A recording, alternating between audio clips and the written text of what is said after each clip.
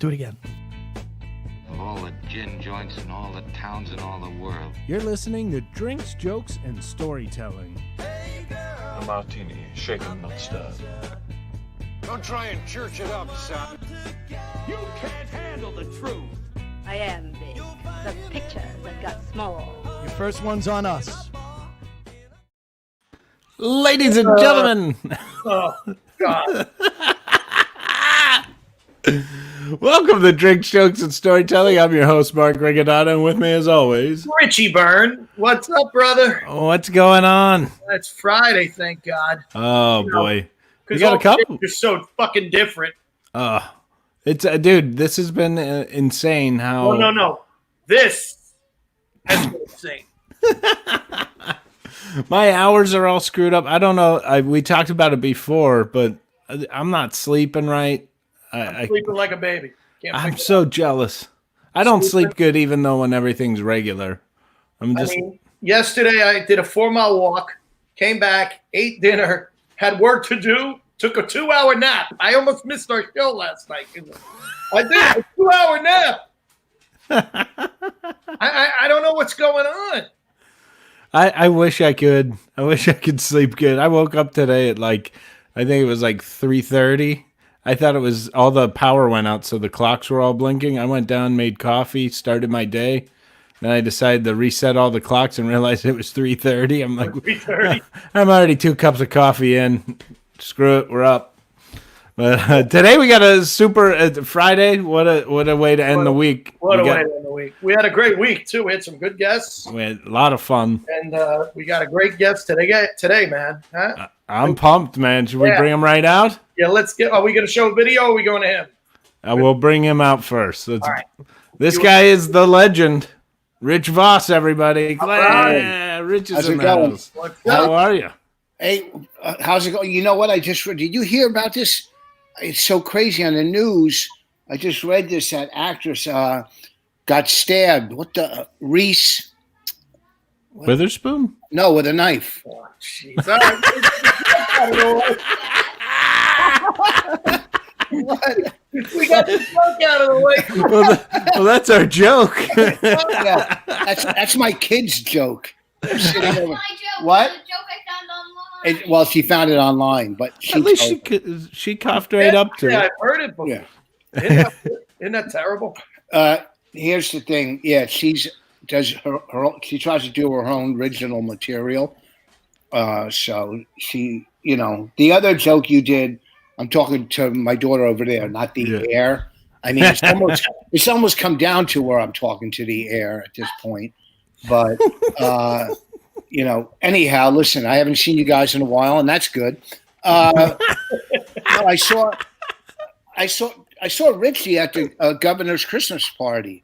Oh, that's right. Yeah. I forgot. Right. Yeah, we did. We ran into each other. It was packed. That was it was. Yeah. It's so crazy when you go to a Christmas party. I'm so glad Colin didn't go this year because that made me the biggest act there. So, it's so hard to try to talk to everybody. But I probably spent the most time talking to Richie at that party. We talked for a while. Yeah, we did. Good to see you. I hadn't seen you in years before then. Yeah. So good to see you that night. How are you, man? So you gave us the joke. You know that you're supposed to have a drink, and I know He's 30 years sober, so it's going to be there he goes. 34 years. So 34 years. Congrats. 34 years. So yeah. all right. So I did it knowing 34 years ago that someday, things will pick up, my life will get better, and I'll be able to do a Soul Joe podcast. I don't know, I don't like Soul Joe. It's Soul Joe. Another slobbering word I slobber on. Hey, Raina, come here and wipe down my computer.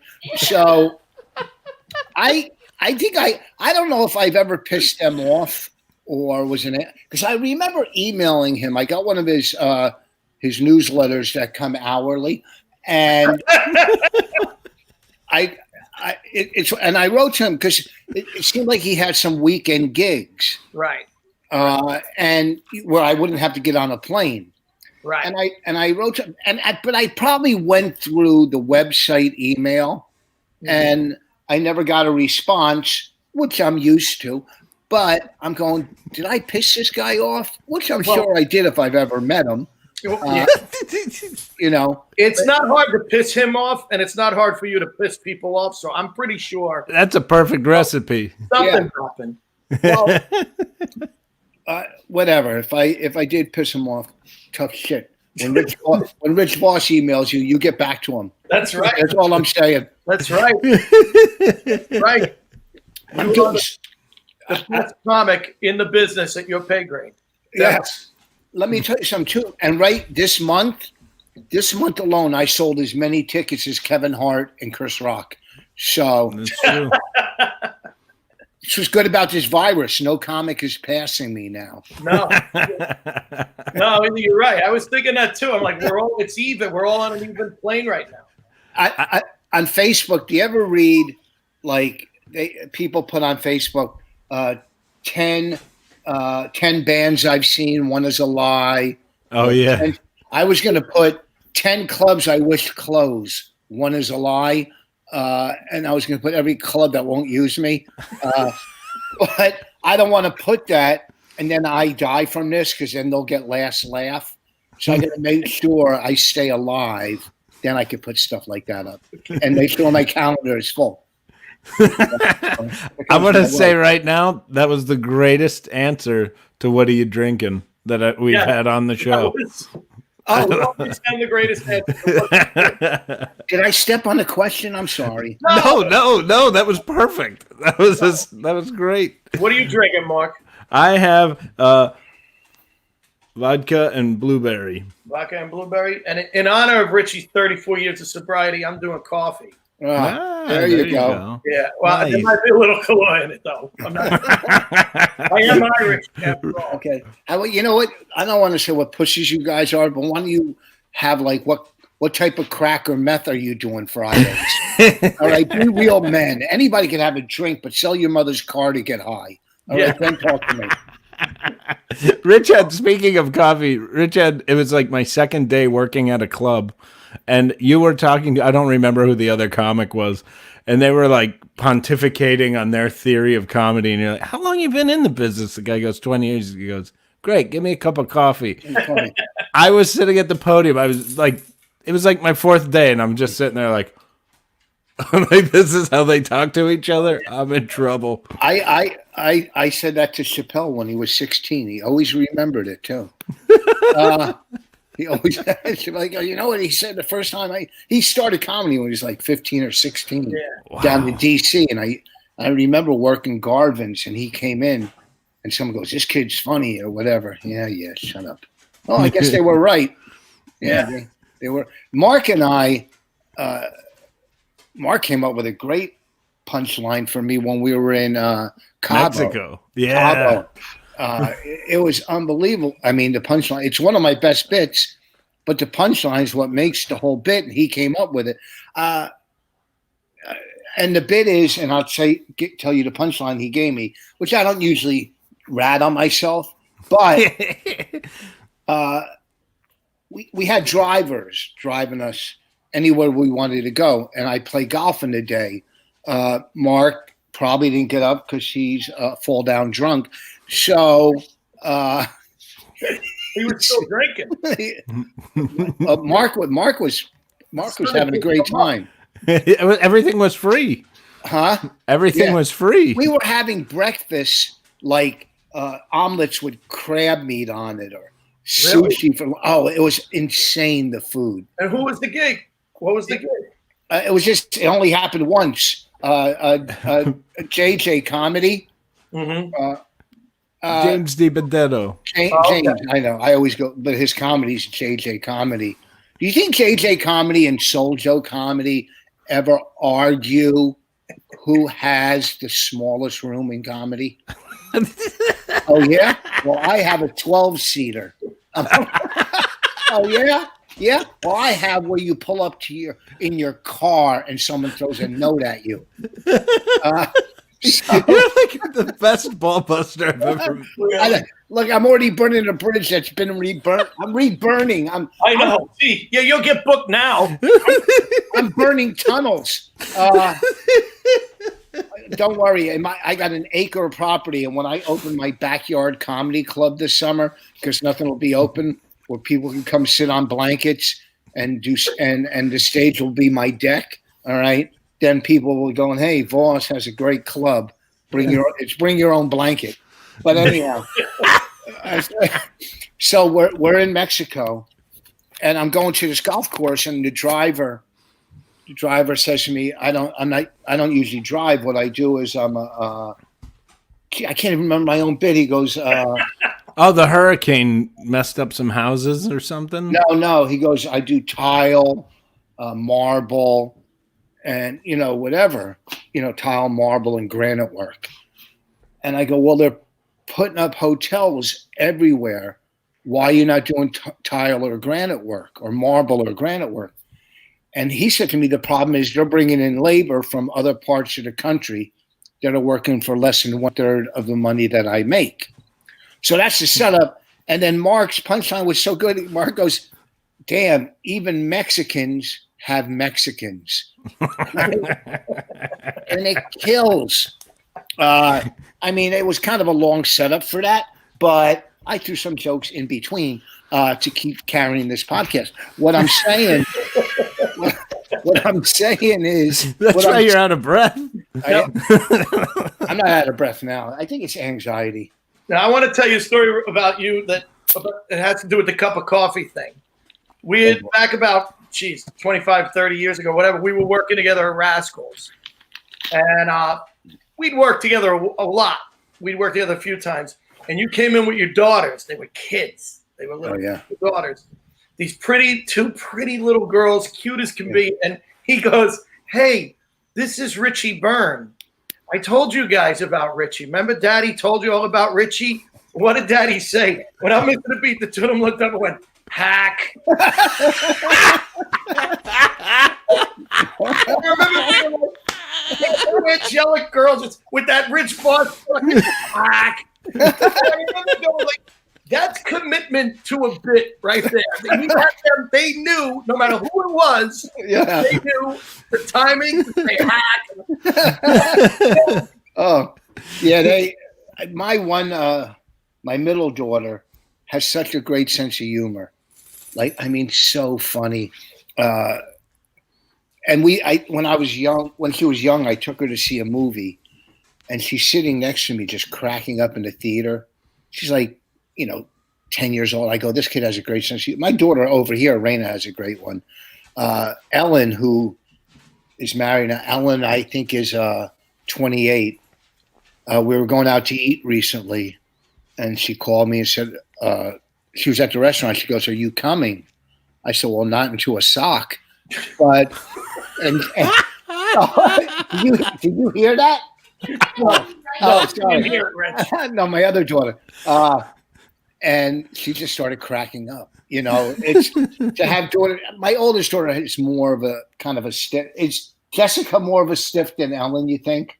Yeah. Raina said, yeah. But Ellen has a sense of humor. Raina, come here. Say hi. Raina. Hold on. Can you? There she is. Oh. Hi. Hey.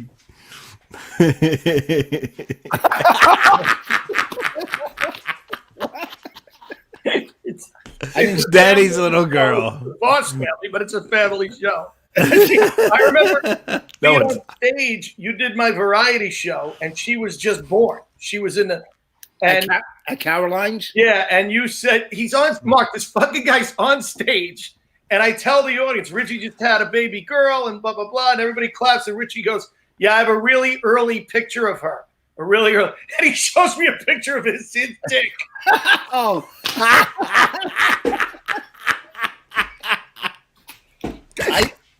I got to find that picture because that's when I was, things were good. Yeah, I was broke. That was back in the day. Well, You didn't give a shit about that was just for me. Like you didn't care that the audience didn't see the picture. Only I saw the picture. yeah. And even me, but I'm like, what am I looking at? I go, oh my god, it's where you guys staying? Where are you guys at? Like, where are you at, Richie? I'm in Long Island. I live like a couple of miles from Brokerage and Governors, like right in between. So, Do you have a house or apartment? yeah, house, yeah. Are you married? Yeah.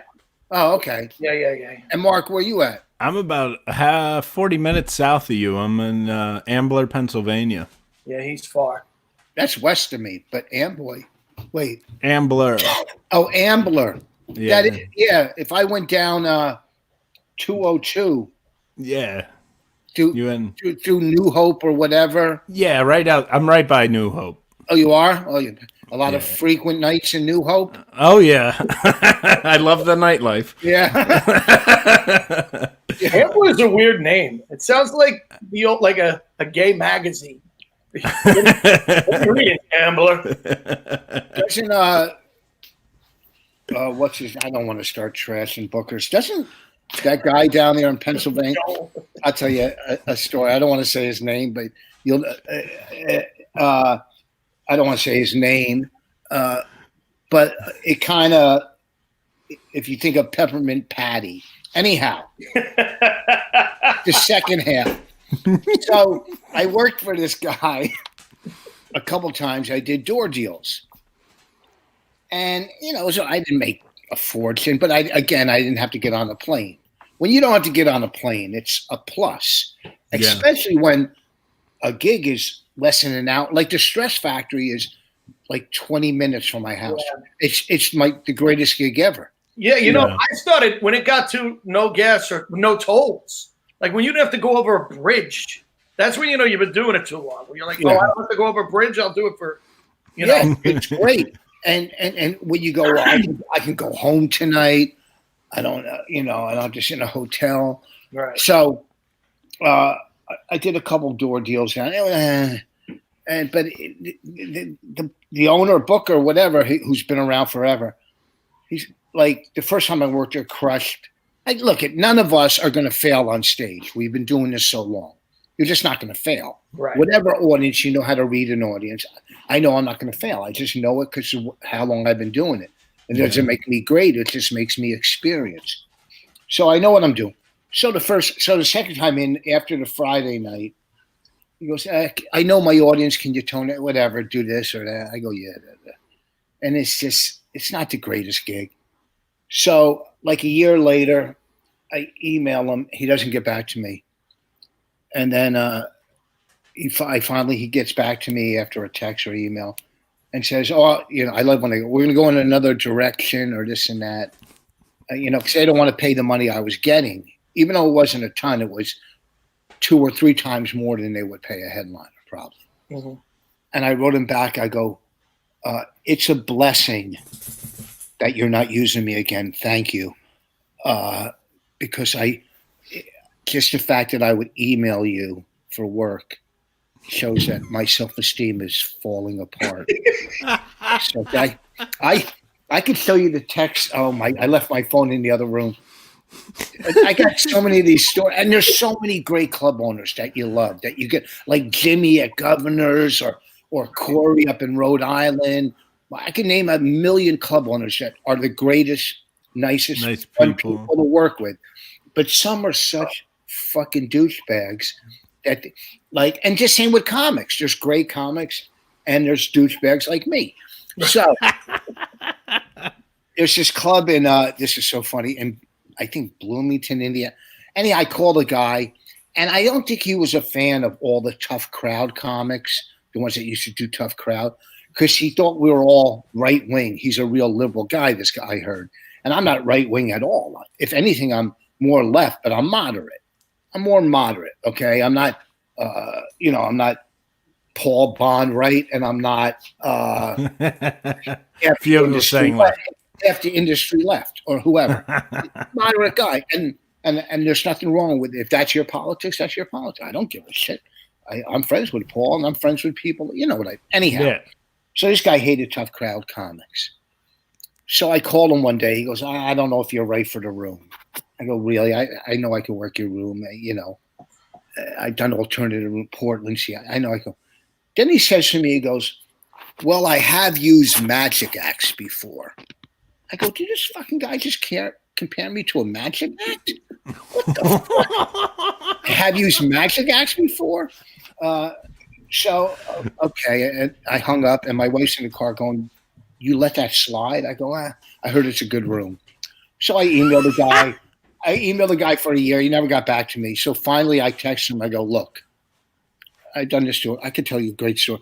I text him. I go, look, I really want to work your room, in a text. I wish I had my phone. I go, I really want to work your room, but I don't like you. So the weekend I'm there, can you try not to come in that week? And he wrote back, I'm good. I go, so I'll take that as a maybe.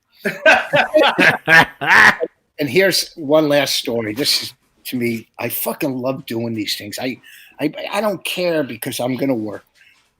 I worked a club in Denver, and the first 2 times, it was good. It was great. And the first time I went in, my money was a lot higher back then than it is now. You know, the business goes up and down. Sometimes your money's here. Sometimes your money's there. But you just try to stay relevant. That's all you try to do.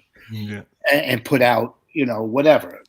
CDs, do radio, podcast, do whatever to stay relevant. So the last time I was in, the Thursday night, I had so much anxiety, and she wasn't there, but I didn't have a great set. And I think there was a comic watching me, and it made it anyhow, she wouldn't bring me back. She said whatever, just wouldn't bring, okay, she wouldn't bring me back. So like 4 years later, I'm working Syracuse Funny Bone. I like all those rooms. And the middle act, who was great, I think he passed away. He was, I don't remember his name. Great act, great writer, old guy. He was an old guy. Was it Mike Jacobs? Nah, he's from Denver, but he was an older guy. He was, you know, anyhow, he said, I do a podcast with her. You know, he's milling for me. And he goes, I'll talk to her and see. And so I write her an email like a month later. Hey, let's, you know, try to start over from the beginning. Let's, you know, let bygones be bygones and see if we could start and work on a new relationship, right? So I sent that. So no response. So I wrote to her again. I go, from your lack of response, it looks like you want to move forward. Here are some availabilities. So I left her availabilities, right? No response again. No response again. So 2 weeks later, I write to her. I go, hey, look, I don't want to push my luck, but can I bring my own middle act?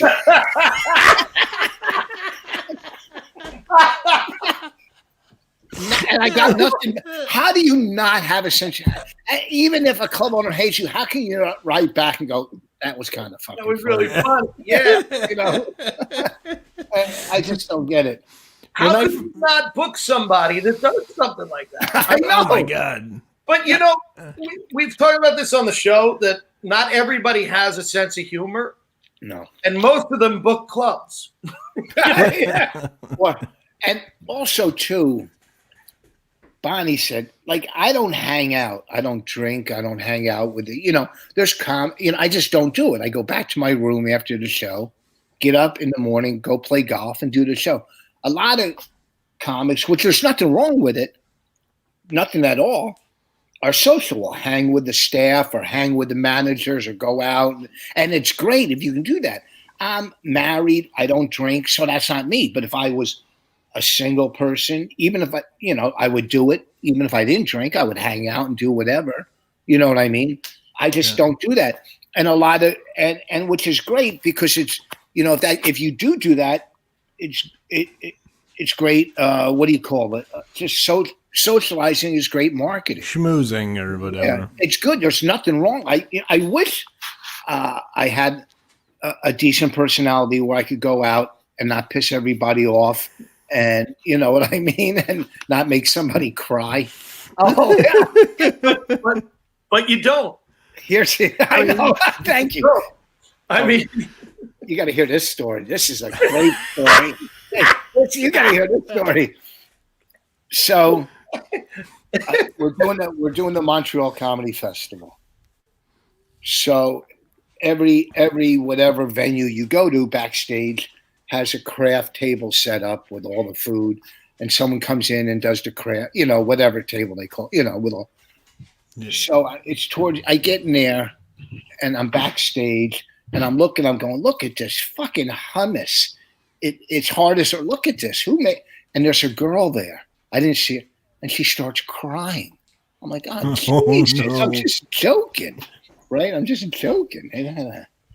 So I'm like, hey, I'm sorry, this and that. It's a beautiful craft table. If you like fucking hard hummus. Anyhow, so I didn't mean, she just cried over it. I mean, who cries if somebody trashed your craft table that was falling? So anyhow, we're back at Montreal the next year. I swear to God, the next year. And we have our daughter with us. So the festival said, oh, I can get you guys a babysitter to watch your daughter in the hotel as, you do your shows. We go, great. And they go, she's done it before. We get a knock on the door, and I open the door. Oh, no. It's that fucking girl. And she stares at me. I'm like, and this is a fucking year later. I'm like, oh, no, don't kill my kid. Please don't kill my kid. Here's the fucked up part. You still left your kid alone with her. I had a show to do.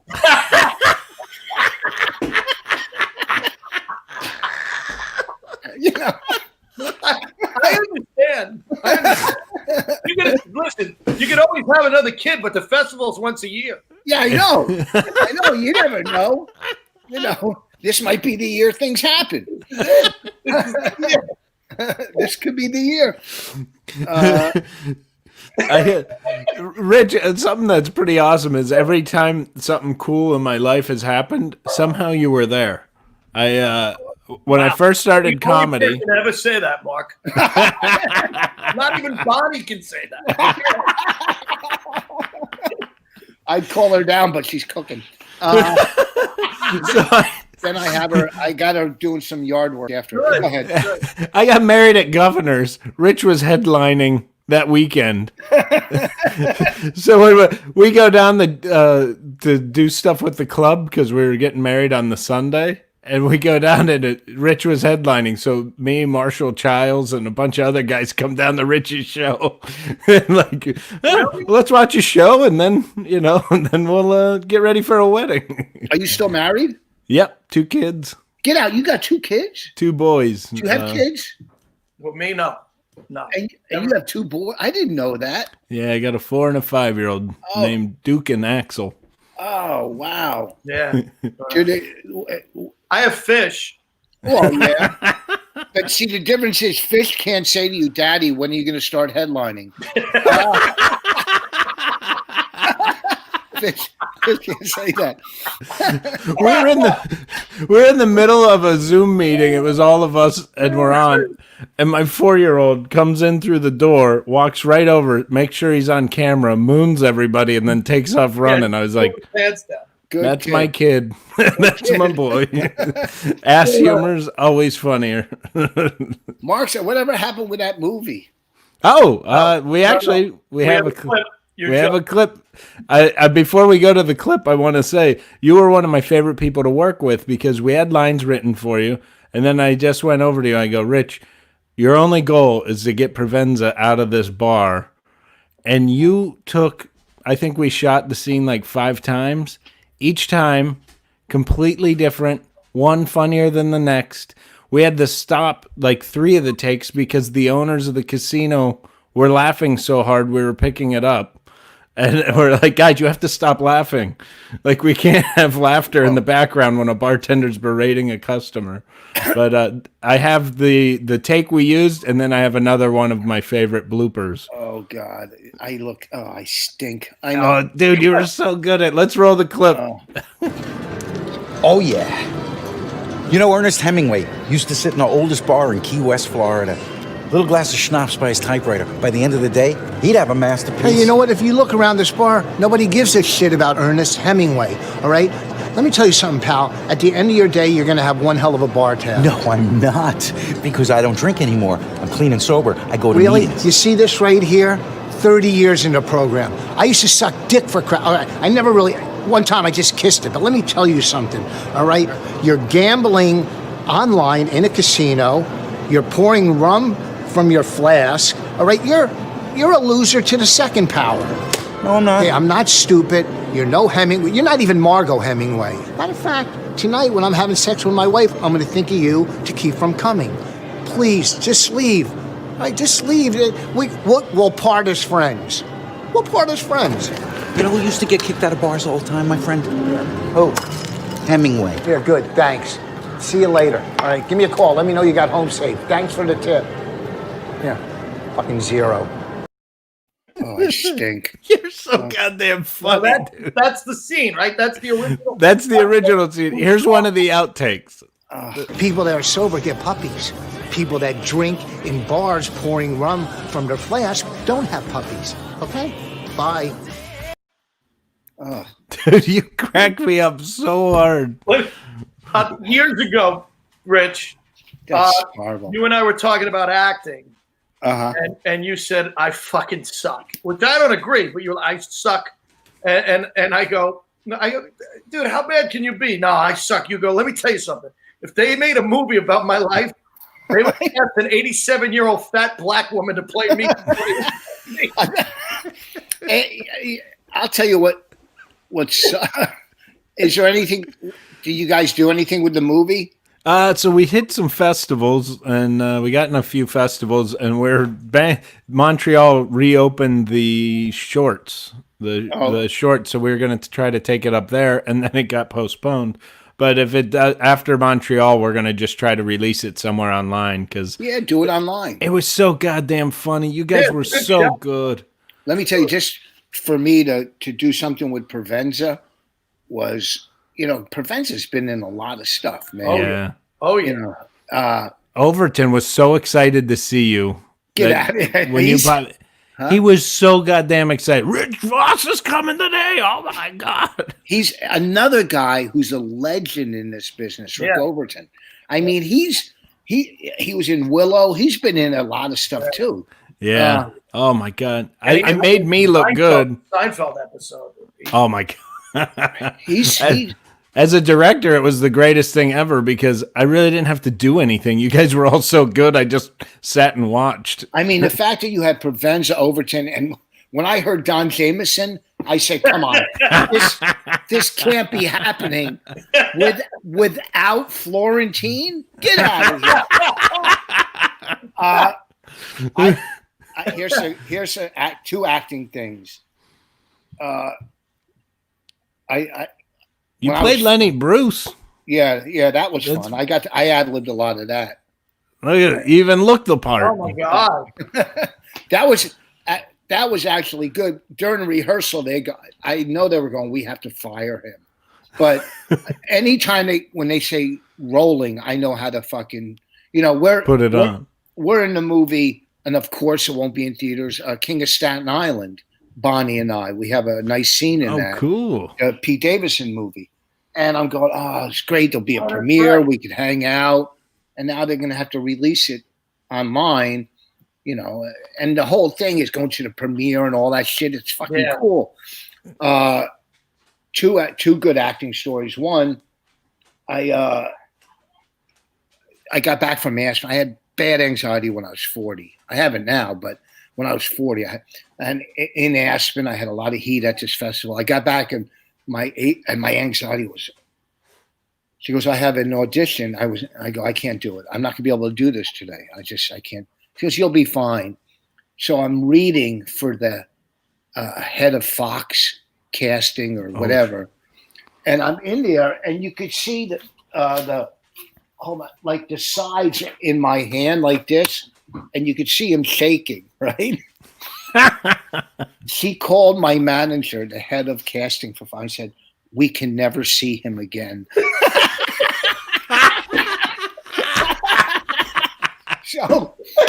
So if Fox picks up Radio Gods, we have to drop you. This was so long ago. So here's another. We're doing. This is a great story. It's got to be on video somewhere.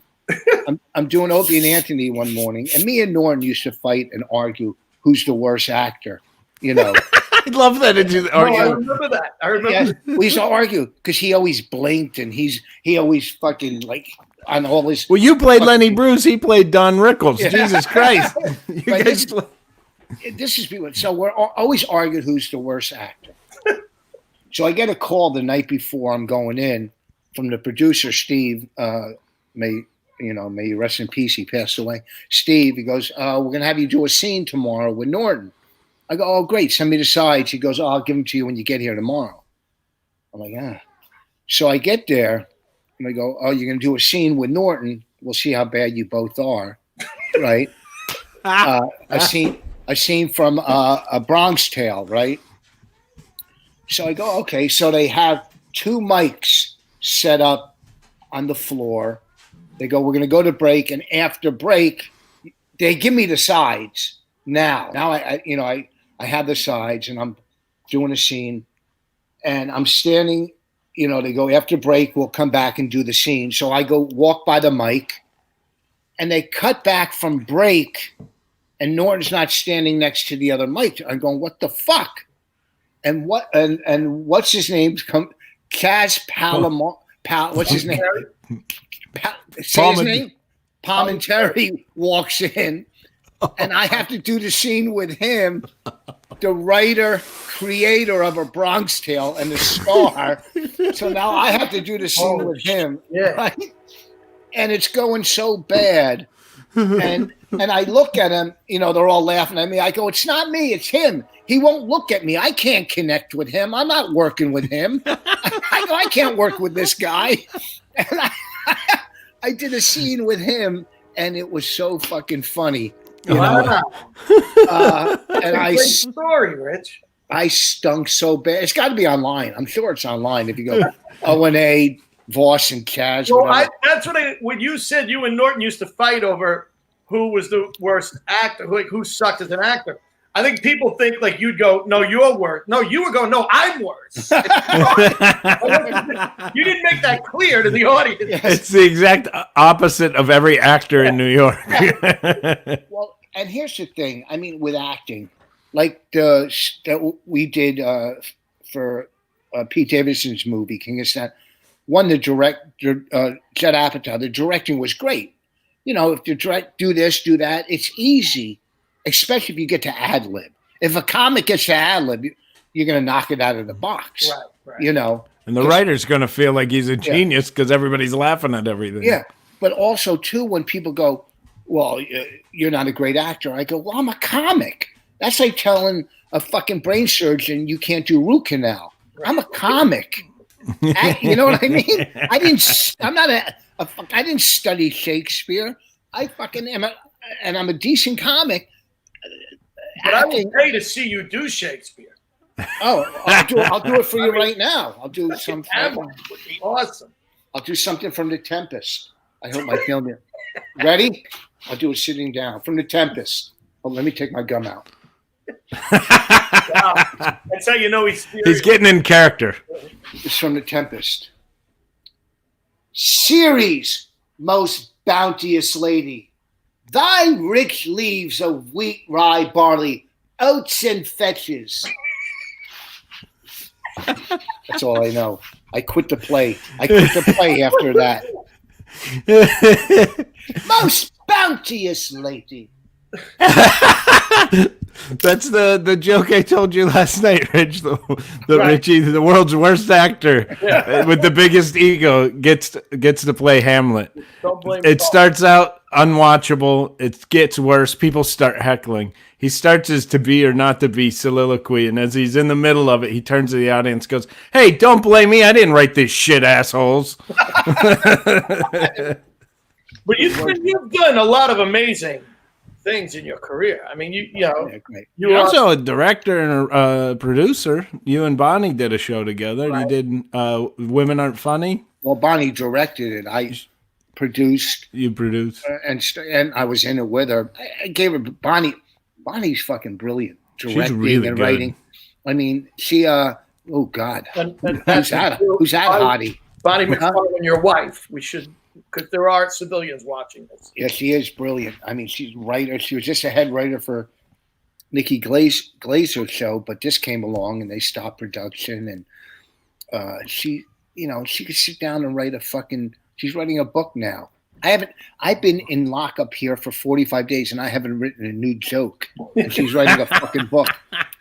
And then I talked to Colin Quinn on the phone. He's writing a book. Everybody I know are overachievers. Or maybe I'm just an under. But yeah, we've done some great stuff. You know, if you look back, you go, and this business now, you have to create your own opportunities. Yeah. Mm-hmm. You know, they're not throwing them at you. Mm-hmm. You got to create your own opportunities. Well, now in this day and age, they're like, you know, well, what do you got for us? It's like, you know, how many followers do you have? No one gives a fuck about They don't give or anything. It's like, actually, we do have a clip of the Women Aren't Funny. So people at home, if you're bored, go out and buy it. And buy Richie Burton's special on Vimeo. But I think we have a clip of Women Aren't Funny. You can buy that on iTunes. You guys are good at this.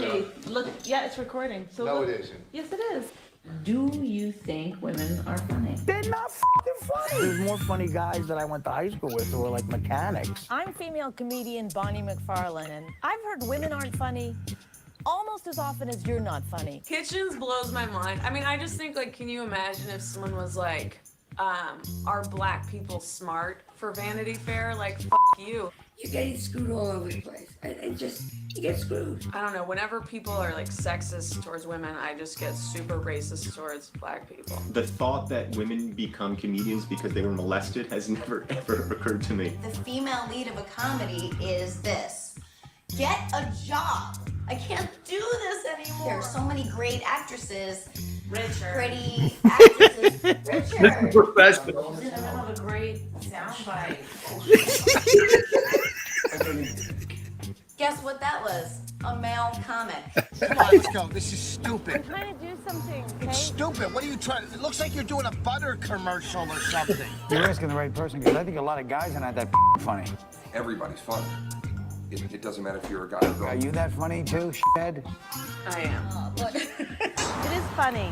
I'm not wearing any pants. I don't want any women in the movie. Women aren't funny. That's so. That movie, you know, it's so weird because everybody said, don't make a movie. Don't do this. Every you know, a lawyer, don't do the movie. Don't. And we did that whole thing on our own. Made a fucking movie.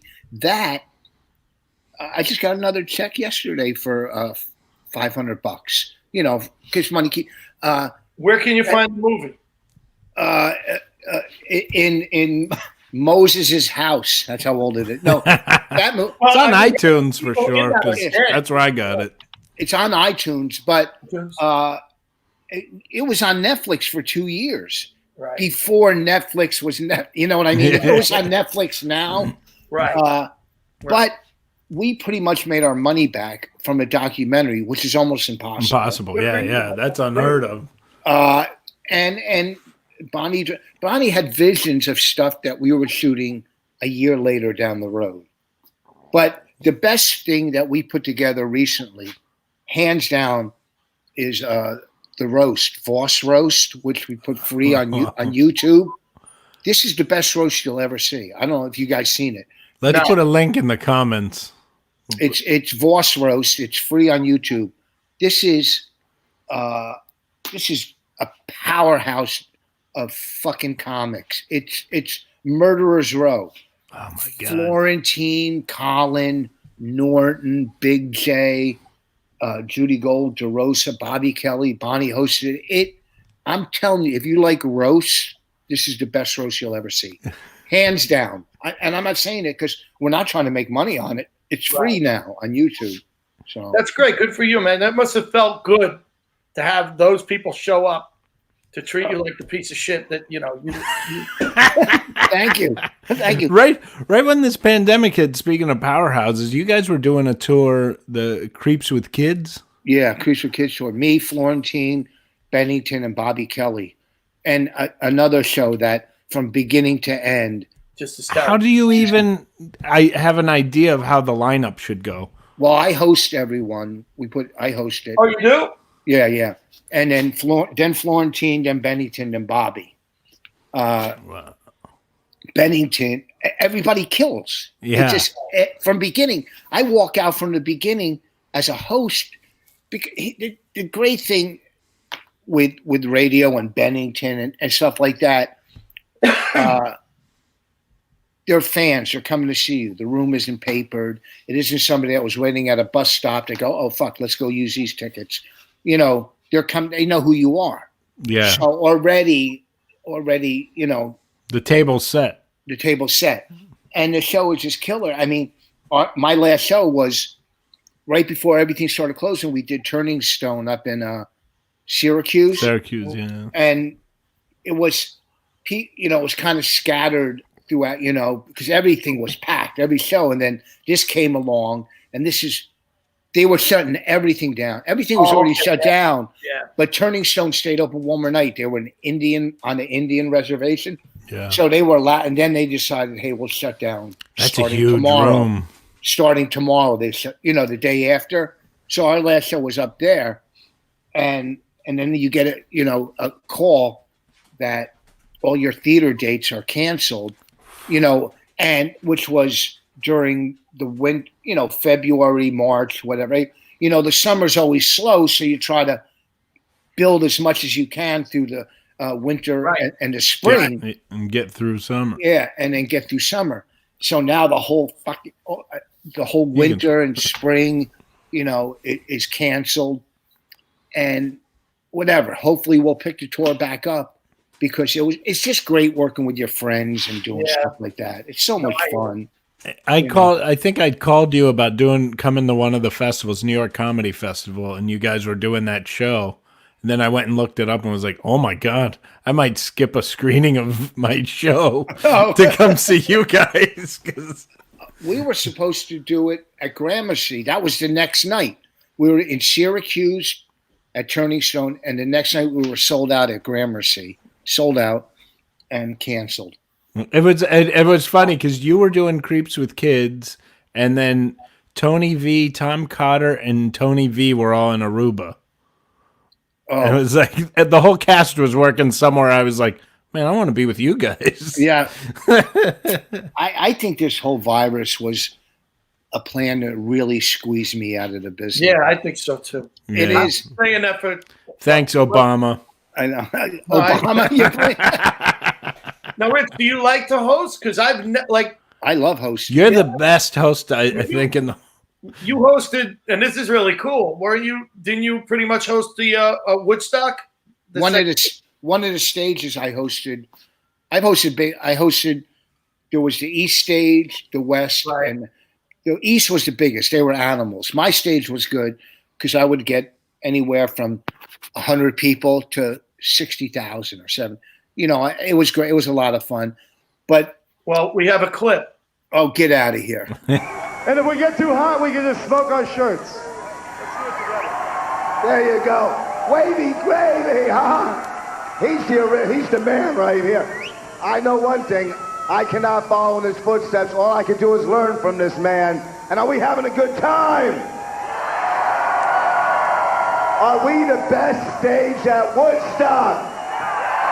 The West Stage!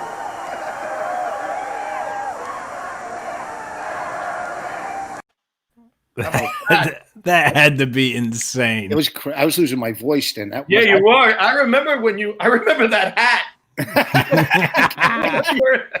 Can't go wrong with that.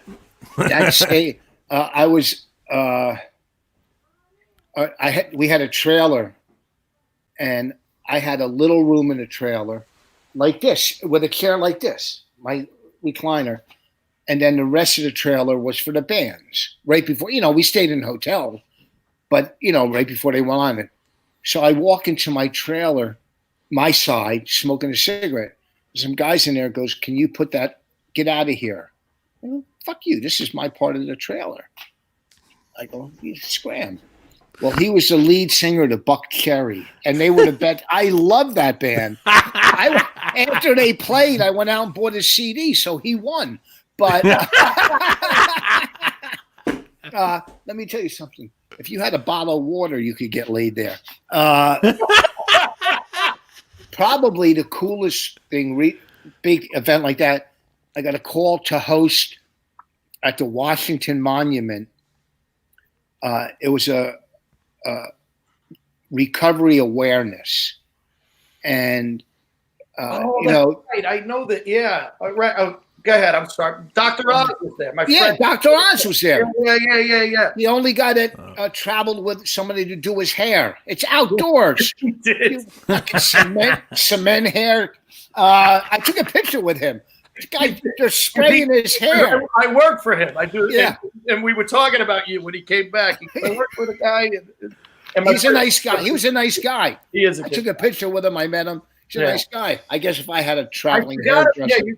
I forgot you did that. And Joe Walsh was there. Yeah. Right? Yeah. It was so cool because it was maybe about 10 to 15,000 people right on the monument. Mm-hmm. Wow. But it was Steven Tyler, Mm-hmm. Steven Tyler, Sheryl Crow, Right. Joe Walsh, some band The Fray.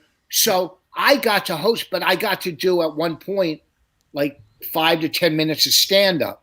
Now there was a lot of people in the audience in recovery, so I got to do material, and it was great. And then host. But at the end, Sheryl Crow, Steven Tyler, they all came out together and sang "Come Together" by the Beatles. Right. It was amazing. Right. Wow. It was amazing. Yeah. Because my buddy Tim Sullivan was Dr. Oz's PR guy. Uh-huh. And so Tim had a lot to do with setting that up, I think, the whole show. Oh, really? When he came back, he showed me videos of that to come together, the view.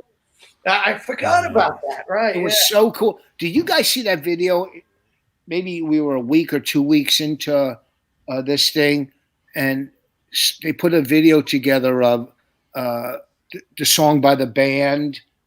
Oh, it's so great. You got this video. I must have watched it 5 times. The song by the band. It's people coming in from all over the world. Oh, wow. With Ringo Starr. What's the name? Not The Wait? Yeah. And they sing. That song. Whoa. Wait. What's the word? I was the. Yeah. Load off, Annie. That song? Oh, you got to look at this video. All right, I'll check it out. It's from people around the world all doing parts of it. Yeah. It's so fucking, it's so cool. You know, I couldn't have you on the show and not sing a little because I know how much you loved it when I did that in my act. That was beautiful. Take a load off, man. He used to go, Take a load. Mark, he'd come up. We'd run into each other somewhere. And before the night was over, no matter what, he'd go, "Where's your fucking guitar?" One day, in my head, I even thought, I never played guitar. I don't have. And then he turned to me and goes, Did you even ever have a guitar? I go, "No, I never had a fucking guitar."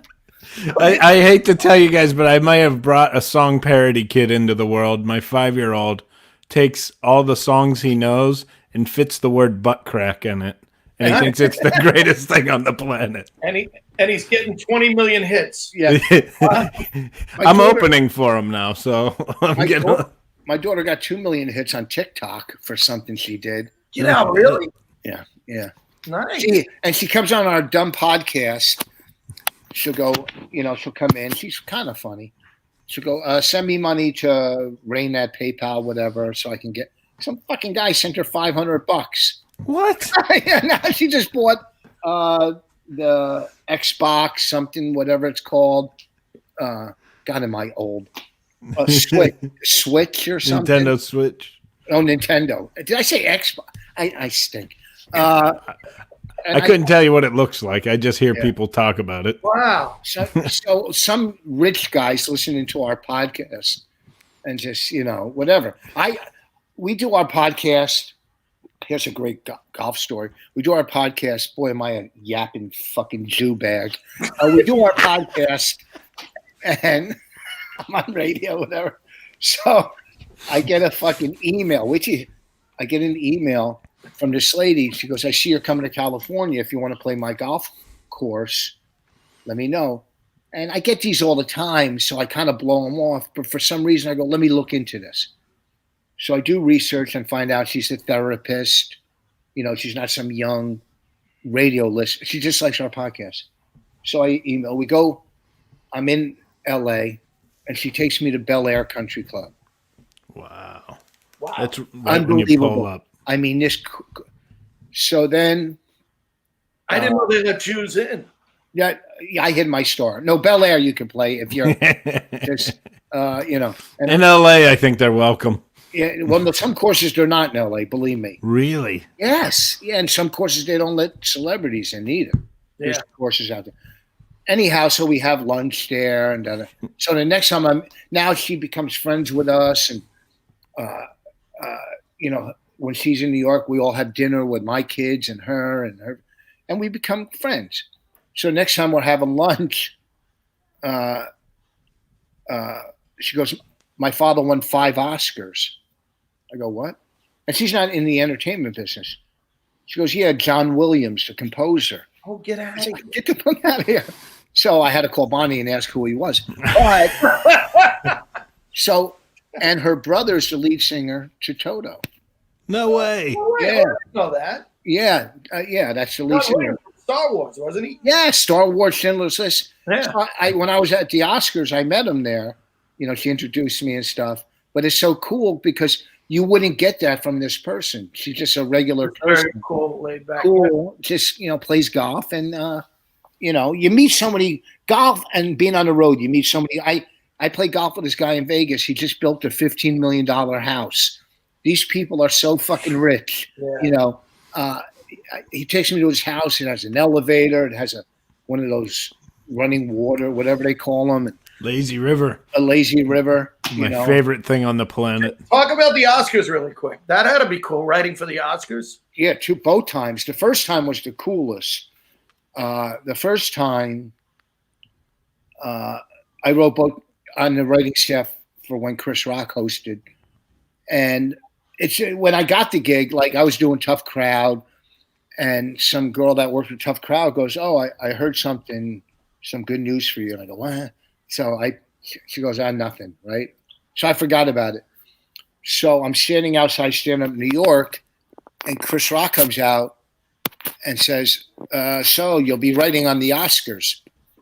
And he's hosting. I go, "Get the fuck out of here." He goes, "I'm hosting it. I'm telling you." And I said, I go, "I'll believe it when I see it." Right. So I think he saw me performing at the Comedy Store or something. But so I ended up getting the writing gig. Wow. Awesome. Apollo was one of the writers. Bill Sheff that year. There was some good comics. So, you know, we're back. That one, I got a good story. But that one, you know, we got a gift bag, which I pay taxes on. You told me about the gift bag. It was worth $100,000 if you used every certificate in there. You know, it was amazing. You know, it was my job every day to call these people and get my gifts. So I'm backstage at the Oscars, and fucking Dustin Hoffman is talking to Barbara Streisand. So I walk over and I kind of cut Barbara Streisand off to talk to Dustin Hoffman. And like a jackass, I go to Dustin Hoffman. I go, "I also play Lenny Bruce." I compared my 4 lines to his Oscar nominating performance, and I walked away like a fat chick. Hey, Justin, you know what you and I have in common? Nothing. It would have been great if you turned to Barbara Streisand and said, "I also played Fanny Bright." Yes, and I'm a Jew too. Oh my God! I turned my back to Barbara Streisand. That's so great, man.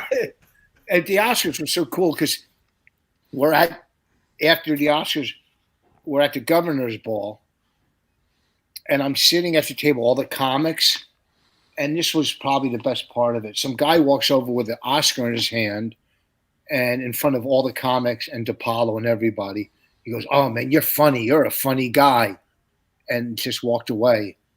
And that happened in front of the comics. Someone holding, I don't know who it was. I think it was a Said that to you. Yeah, he walks up to me with his Oscar and goes, "Oh, you're real funny." He must have saw me somewhere, but just the fact that he said that in front of the other comics, Right? Yeah. you know, Well- yeah. Hey, fuck these peasants. I'm coming to your party, right? I know. I'm writing on the staff for Chris, but they write for me. Fucking Richard. That has to be awesome to have one of the biggest names in comedy walk over to you and say, like, "Hey, you're going to write for me." It's weird. Yeah, and the thing is, working with Chris, it's great because he pretty much is coming up with everything. You might just add a line here, or a line there, or that, or that. Every now and then, you might get your own bit in. But he loves comedy so much. If you hang out with him, you're talking either sports or comedy. You know, we'll sit there talking about great joke writers and great comics. He loves comedy. He really does. Right. You know, I've walked down the street with him in New York, you know, and he'll take pictures with people. Sometimes he's in a rush, but he's basically, you know, I was working on a movie with him, and I think when Madagascar, he was one of the voices on, I think, Madagascar. Right. One of these little kids were going nuts. Yeah. They're going, I don't know the character. Me and him were walking down the street one day, and some guy stops and goes to me, "Man, you're fucking funny," and doesn't even recognize Chris, and just says to me, "Oh, what a good feeling." I go, "Hey, you see that, buddy? Huh?" Chris Rock and Gilbert Godfrey are the two most filthiest cartoons. If the kids only knew. I was walking down the street with him. Oh no, that was Tony Rock. But anyway. Yeah, I mean, listen, we all have great stories in this business. It's, you know, I mean, too bad it's over now, but it is. It really is fucking over. It's over. I was bitching when Google became a thing and you had to hear some young comic retell a story he Googled. And you're like, I was actually there. But they'll tell you what happened. But now this is the end. I think it's going to be a good year until they find a vaccination. I mean, no one's going to. Yeah, I'm going to go sit in a club and listen to a fucking comic. I know. I mean, would you go work a club? I'd work a club. I just wouldn't go near people. Yeah. And we'd all have to have our own microphones. Yeah, I said that in a post. You got to bring your own mic. Yeah. You know, it'd have to be clubs like the Funny Bone where the green room's attached to the stage, so you don't have to go amongst the people. Yeah. And get the fuck out right after. Oh boy, my CD sales are going to drop completely. That's what I make all my spending money after the show, selling CDs. I like if I could do comedy tomorrow. Look, I go. Listen, I don't say I got to go food shopping at times, and I got to go to Lowe's or Home Depot. You know, those are the two places I usually go to. Supermarket or Lowe's to get stuff for my house and my property because I'm working on my property. And I keep away from as many people as I can. I wash my hands. But what's the difference if you go into a supermarket or go into a comedy club if you stay away from the people? I don't know. Who the fuck knows? It's funny because we had a doctor on the podcast who talked about this. The longer you're in around someone who's sick, the better chance you have of getting it. If you're in and out, it's kind of not as easy. You know, you're not going to just walk by somebody and go, "Oh my God, now I have it." But you're sitting in a room with someone. And they're laughing right over your shoulder or blowing it at the stage. See, it's even worse. I'm going to go back before any of you because nobody laughs when I do my I know. Do you remember when smoking in the club was a thing? Do you remember you'd be on stage and people would laugh and it would billow smoke right at the stage? Smoke through the lights. Remember that? Yes. And I smoked and would go, Jesus Christ, I can't even, this is too much. That was my tell. After a punchline, I take a drag off the cigarette. You know, yeah, I remember smoking on the plane. But yeah, I guess every outdoor comedy, I got to start my backyard comedy club. Yeah. Outdoor comedy is, I think somewhere, this guy is doing a comedy at a drive-in or something. Del Pizzo, I read online. Oh, really? Did I slip and call him a comic? I'm only kidding.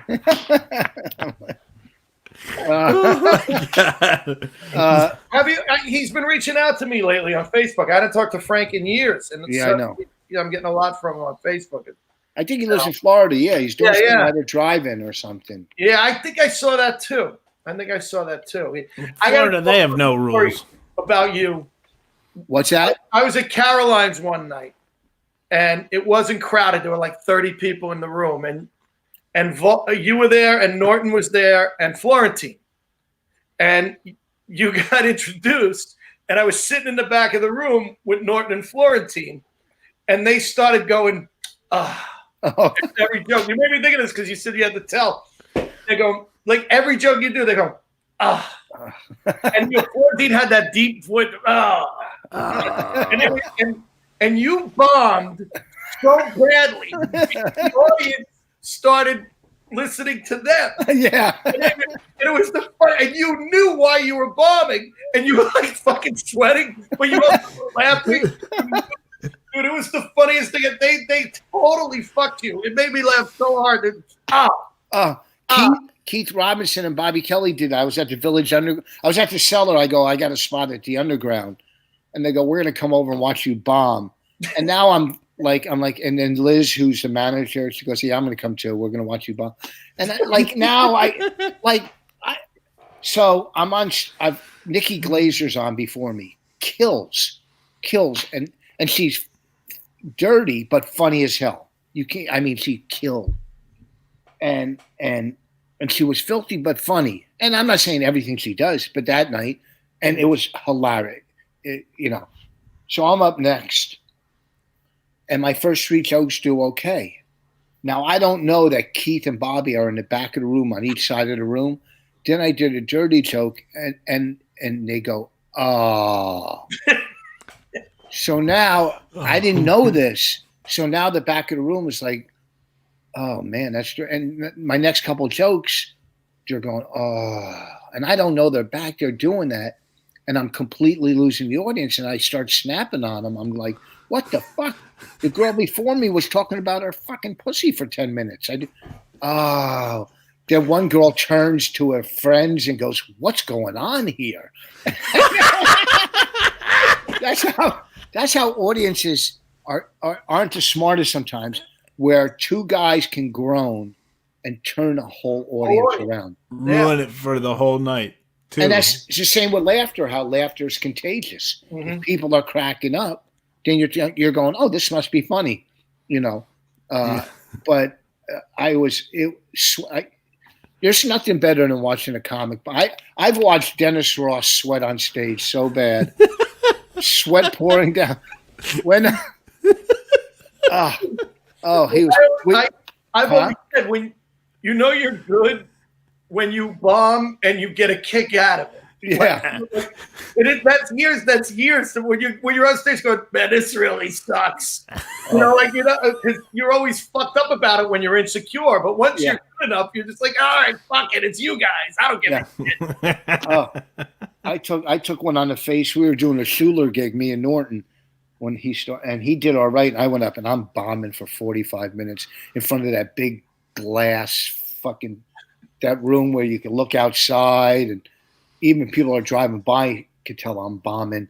And he had so much fun watching me fucking bomb for 45 minutes. Hey, listen, I used to do black rooms. I mean, the toughest rooms on the Peppermint Lounge, and you had 30 seconds. I've seen people bomb so fucking bad that they would leave the rooms and go get fucking job applications.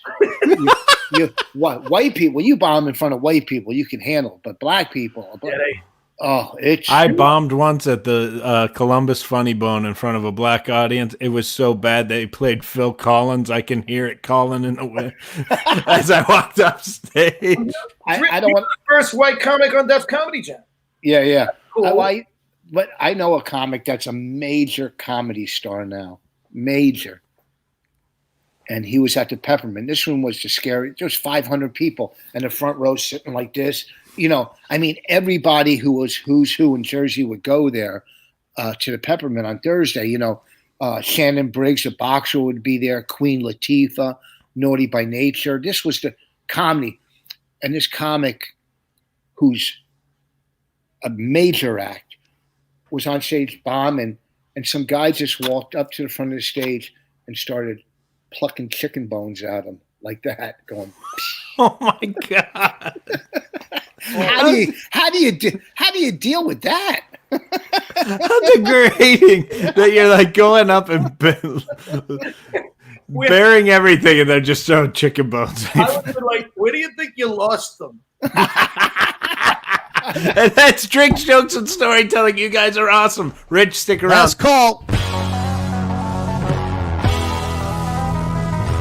Thanks for listening to Drinks, Jokes, and Storytelling.